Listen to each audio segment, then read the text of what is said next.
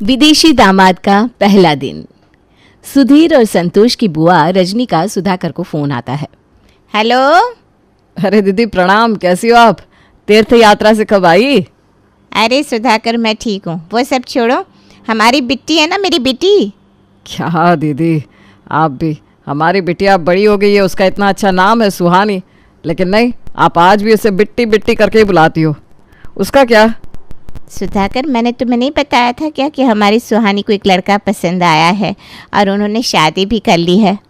हाँ हाँ, हमारी सुहानी को शादी की बड़ी जल्दी हो गई थी, वो हमारे आशीर्वाद के लिए भी नहीं रुकी। अब क्या करे, लड़का अच्छा काम काज करता था, रिश्ता अच्छा था। हम विदेश पहुंचते तब तक तो हाथ से रिश्ता छूट जाता, इसलिए सुहानी ने जल्दी जल्दी में शादी कर ली। लेकिन वो सब बातें करने का भी वक्त नहीं है। हमारे दामाद जी कुछ काम से मुंबई आए थे और अब वो हम सब लोगों से मिलना चाहते हैं। मैं पिछले 2 महीनों से तीर्थ यात्रा पर थी, पता नहीं मेरे घर का क्या हाल हुआ होगा। और वो ना अभी 1 घंटे में आ रहे हैं, इसलिए मैंने उन्हें तुम्हारे घर का पता दिया है। थोड़ी देर में वो पहुंचती होंगे। उनका ना जंगी स्वागत करो। अभी कुछ देर में मैं भी पहुंचती हूँ वहाँ। लेकिन देखो, विदेशी दामाद हमारे घर पहली बार आ रहा है, उनके स्वागत में एक आने की भी कसर नहीं रहनी चाहिए। हमारी इज्जत का सवाल है भाई, जितना चाहिए उतना खर्चा करो। लेकिन आज तक किसी भी दामाद का इस तरह का स्वागत नहीं हुआ होगा। ऐसा स्वागत हमारे दामाद का होना चाहिए। अरे दीदी आप चिंता ना करो, आप क्या पूरे मोहल्ले वाले देखते रह जाएंगे, ऐसा स्वागत करेंगे हम हमारे दामाद का। आप बिल्कुल निश्चिंत हो जाइए और आराम से यहाँ आइए, तब तक हम सारी तैयारियाँ कर लेते हैं। आखिरकार हमारे गांव में पहली बार विदेशी दामाद आ रहा है भाई। ऐसा नज़ारा होगा ना स्वागत का कि दामाद फिर से विदेश जाना ही भूल जाएगा। अरे अरे ऐसा कुछ मत करो, सुहानी अभी भी विदेश में ही है, दामाद को यहाँ रख कर क्या करेंगे? अरे दीदी मैं तो मजाक कर रहा था, मेरा मतलब है कि हम अच्छे से स्वागत करेंगे, हमारे दामाद जी खुश हो जाएंगे। आप भी जल्दी आ जाइए। रजनी से बात होने के बाद सुधाकर काफ़ी खुश हो जाता है। अरे बैठे क्या हो सब लोग, उठो जल्दी। देखो उस कोने में कितनी गंदगी फैली हुई है, घर की दीवारों पर कितने कीड़े मकोड़े हैं। जल्दी जल्दी घर की साफ सफाई करना शुरू कर दो। 1 घंटा, सिर्फ 1 घंटा है हमारे पास, 1 घंटे में वो आ जाएंगे। क्या हो गया पापा आपको अचानक? अभी तो आराम से कमरे में बैठकर नाश्ता कर रहे थे, अचानक से आपको हमारा घर इतना गंदा क्यों लगने लगा?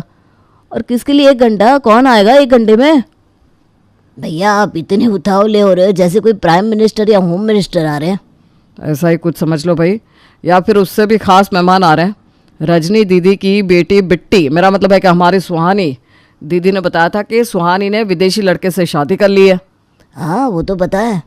तो सुहानी का विदेशी पति मतलब कि हमारा विदेशी दामाद आ रहा है। अरे बेवकूफ़ो, बैठे क्या हो, जल्दी जल्दी हाथ चलाओ, हमें विदेशी दामाद का जंगी स्वागत करना है। देखो मैंने दीदी को ज़बान दी है, स्वागत में कोई कमी नहीं रहेगी। और आखिरकार सुहानी के ससुराल में सुहानी के मायके का इज्जत का सवाल है भाई, मतलब रजनी दीदी के इज्जत का सवाल है। और रजनी दीदी की इज्जत मतलब हमारी इज्जत। हमारा विदेशी दामाद खुश हो जाना चाहिए, बस फिर चाहे कितना भी खर्चा क्यों ना हो जाए। सुधाकर सबको बता ही रहा था कि विदेशी दामाद उनके घर आ रहा है। तभी सुधाकर की पत्नी स्मिता खुशी से झूम उठती है और घर के दरवाजे से बाहर जाने लगती है। उसे देखते हुए सुधाकर कहता है, अरे सुधीर की माँ, घर में मेहमान आ रहे हैं, मैं सबको बोल रहा हूँ कि हमें घर साफ करना है, सजावट करनी है, और आप बाहर जा रही हो। अरे मैं मोहल्ले में जा रही हूँ, अब मैं मोहल्ले में जाकर हर किसी को बोलूँगी हमारे घर पर दामाद आ रहे हैं। और सिर्फ दामाद नहीं, NRI विदेशी दामाद आ रहा है।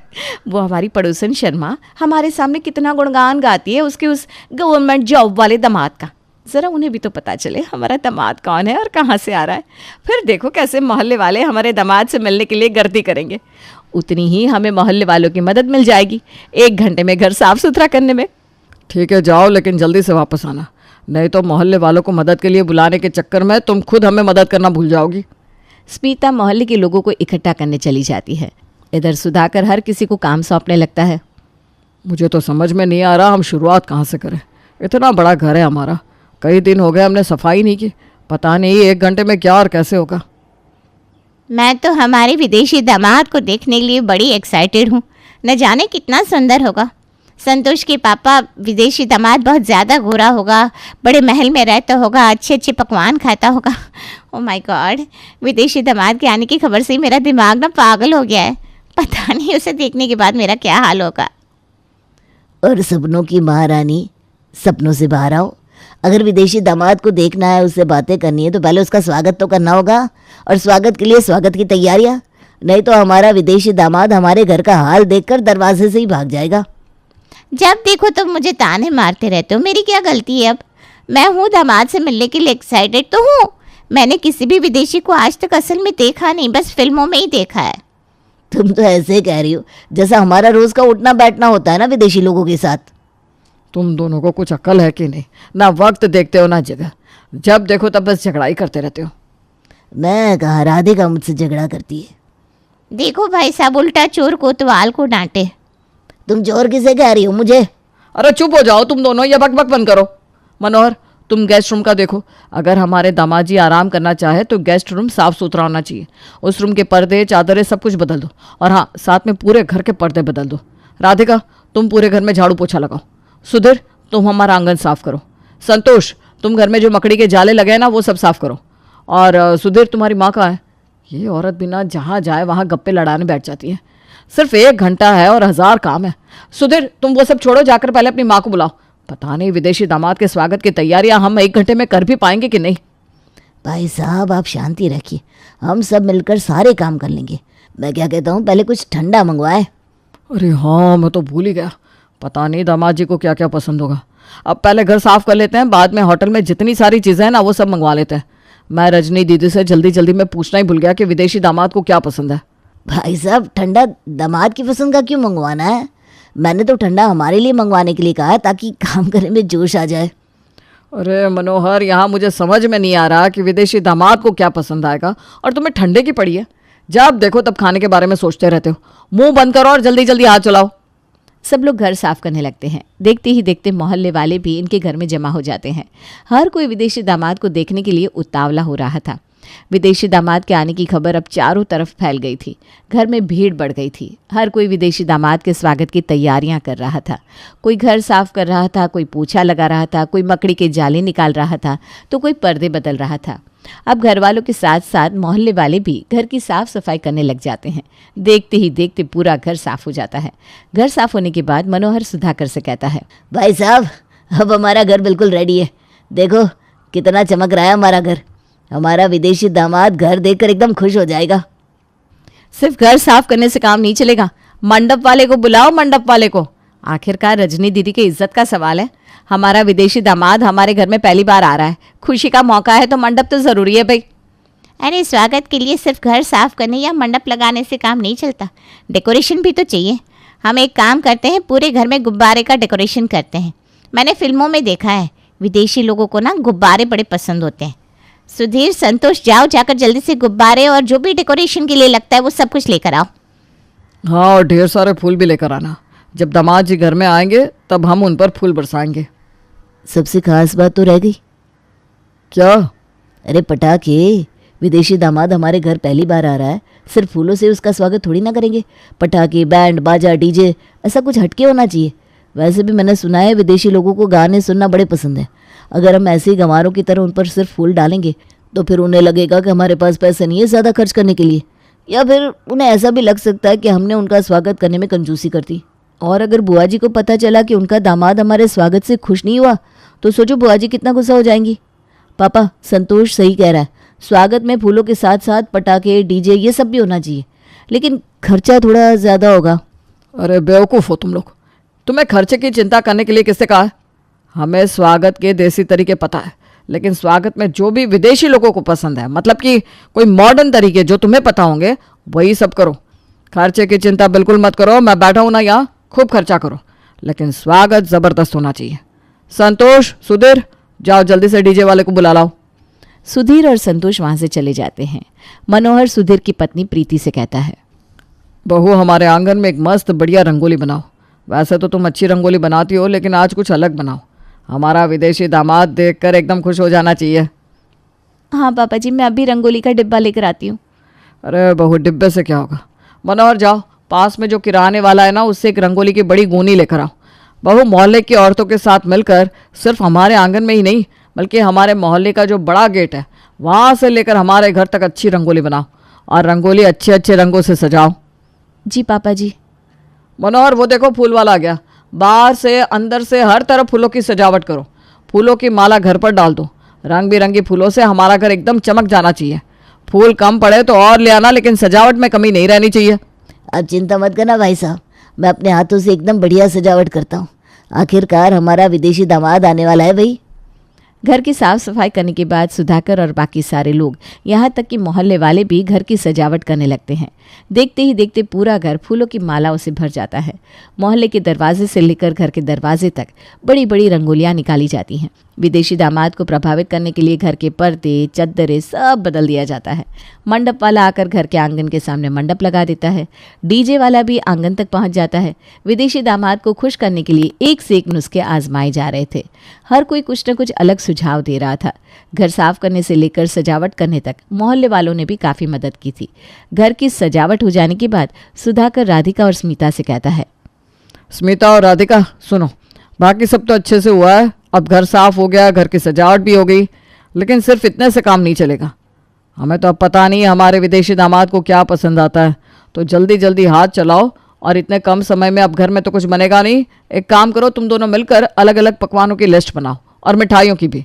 लिस्ट बनने के बाद संतोष और सुधीर को दे देना, वो दोनों जाकर होटल से सब कुछ ले आएंगे। उसके बाद घर में एक दो व्यंजन बना देना। सोचो, अगर हमारे विदेशी दामाद को पता चल गया कि ये सब हमने होटल से मंगवाया है और उन्होंने घर का कुछ खाने की जिद कर ली, तो इतना सब कुछ करने के बाद छोटी सी चीज़ में हमसे गलती नहीं होनी चाहिए।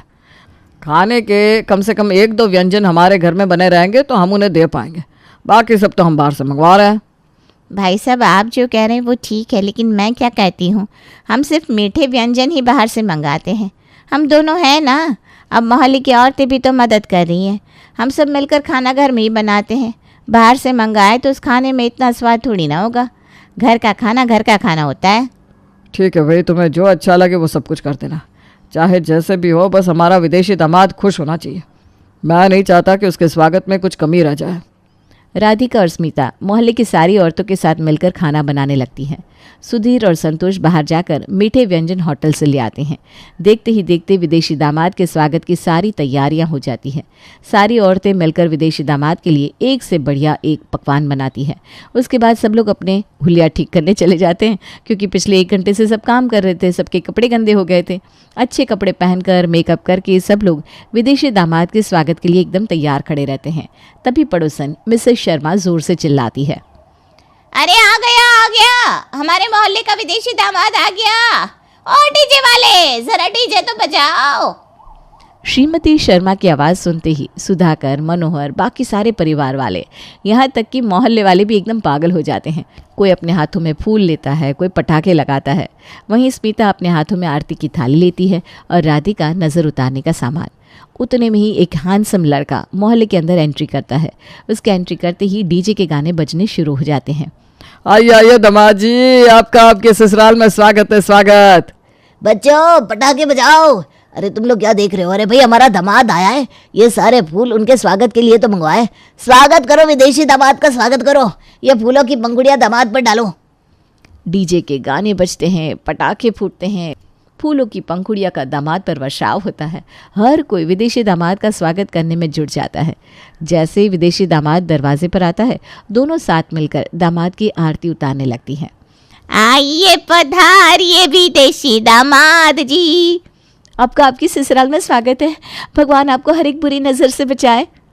राधिका और स्मिता दामाद की आरती उतारते हैं और नज़र भी। फिर सब लोग दामाद के हाथों को पकड़कर उन्हें सोफे पर बिठा देते हैं। उनके सामने कोई जूस लेकर आता है तो कोई लस्सी। देखते ही देखते पूरा डाइनिंग टेबल अलग अलग व्यंजनों से लोग भर देते हैं। कोई दामाद का कुछ सुनता ही नहीं। हर कोई दामाद को पेड़े, रसगुल्ला, गुलाब जामुन ये सब खिलाने में लग जाते हैं। यहाँ दामाद की अच्छी खासी खातिरदारी चल रही थी, तभी अचानक से वहाँ बुआ जी आ जाती हैं। बुआ जी को देखकर सुधीर कहता है, अरे ये देखो बुआ जी भी आ गई। देखिए बुआ जी, दामाद जी के स्वागत का हमने क्या माहौल बनाया है। आपने जो कुछ भी पापा से कहा था उससे बढ़िया तैयारी कर ली हमने। कम से कम समय में स्वागत की तैयारी की है। हाँ भाई, करेंगे ही ना। मैंने दीदी को ज़बान जो दी थी, दीदी को भी पता है कि मैं ज़बान का कितना पक्का हूँ। देखिए दीदी, घर भी कितना साफ़ सुथरा किया है। मोहल्ले के दरवाजे से लेकर घर के दरवाजे तक रंगोलियाँ बनाई है। मंडप, डीजे, पटाखे, किसी चीज़ की कमी नहीं छोड़ी हमने स्वागत में। हाँ, आपने तैयारियाँ तो अच्छी की है, लेकिन दीदी अब आप ये लेकिन वेकिन सब छोड़ो। हमने हमारा काम अच्छे से कर दिया है। ये फूलों की माला मैंने खुद लगाई है हमारे विदेशी दामाद के स्वागत के लिए। अरे लेकिन दामाद कहाँ है? उनका आना तो कैंसिल हो गया था। उन्हें कुछ अर्जेंट काम आ गया था। उन्होंने मुझे फ़ोन करके बताया, लेकिन मेरे फ़ोन की बैटरी चली गई थी तो मैं तुम्हें बता नहीं पाई। वो आज नहीं कल आने वाले हैं।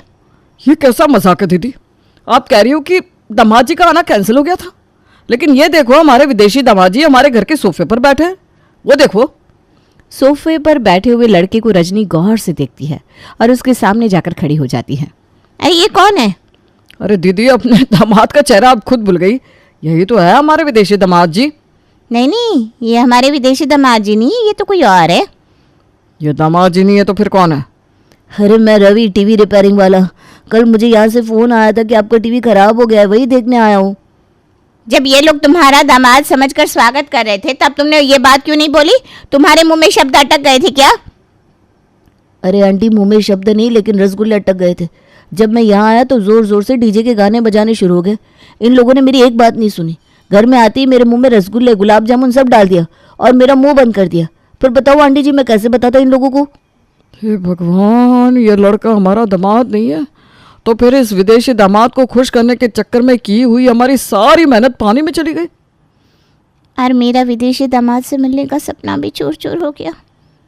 अरे ऐसे कैसे सपना चूर हो गया? हमारे विदेशी दामाद जी आ तो रहे ना कल, और ये बात पक्की है। मतलब कल फिर से तैयारियां करनी होगी उनके स्वागत की। हाँ, ये भी कोई पूछने की बात है क्या? सुधाकर अपने सर पर हाथ मार लेता है और बाकी सारे लोग हंसने लगते हैं।